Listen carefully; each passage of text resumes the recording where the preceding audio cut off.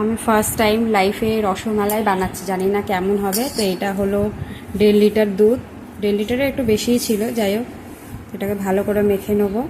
তারপর দেখি, আমি তো ইউটিউবে দেখে নিয়েছি, দেখে দেখে করছি, জানি না পারবো কি পারবো না, ট্রাই করে দেখি। তো আমার ভালো করে মাখা হয়ে গেছে, এইভাবে মেখে নিয়েছি ভালো করে। এখন আমি রসগোল্লার মতন ছোটো ছোটো করে নেব। এখানে ছোট ছোট রসগোল্লা বানিয়ে নিলাম রসমালাইয়ের জন্য। এবারে আমি দিয়ে দেবো। এখানে চিনি দিয়ে জলটা বসিয়ে দিয়েছি, জলটা ফুটছে, এবার আমি রসগোল্লাগুলো দিয়ে দেবো। রসগোল্লাগুলো ফুটছে ভালোই, বেশ বড় বড় হয়ে গেছে। যেই সাইজ দিয়েছি ওর থেকে বড় বড় হয়ে গেছে, দেখতে হেভি লাগছে। আমি প্রথমবার বানিয়েছি, আমি এত খুশি বলে বোঝাতে পারবো না। আর এখানে দুধটা ফোটাতে দিয়ে দিচ্ছি, লাল প্যাকেটের দুধ নিয়েছি আমুল গোল্ড। এটা এখন ভালো করে ফুটিয়ে ভালো করে মালাই জমাবো, দেখি যতক্ষণ পারবো। এখানে কিছু বাদাম নিয়ে নিচ্ছি, এখানে কাজু আছে, এখানে আমন্ড বাদাম আছে, কিছুটা কুচিয়ে নেবো, দিয়ে দুধের মধ্যে দেবো।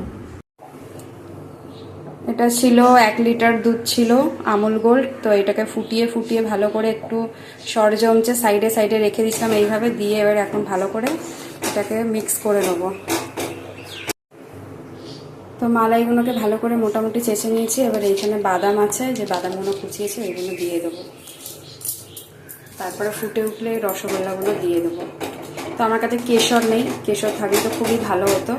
যাই হোক, আমার বর বললো এখন বানিয়ে আবার তো খেয়ে দেখি কেমন লাগছে, তারপর নেক্সট টাইম কেশর এনে দেবো।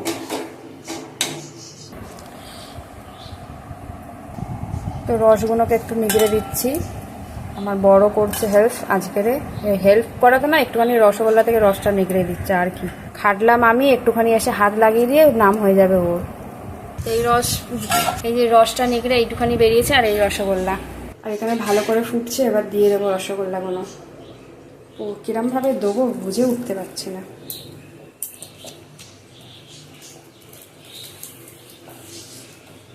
তো আমার বরকে বলছি দারুণ হয়েছে, তো আমার বর বলছে নিয়ে আসো তাড়াতাড়ি এখানে। ও আর সামলাতে পারছে না লোভ, ও আর লোভ সামলাতে পারছে, তাই একটুখানি ফুটুক তারপরে না। তো আমার রসগোল্লা রেডি হয়ে গেছে, তো দেখে বলো কেমন লাগছে।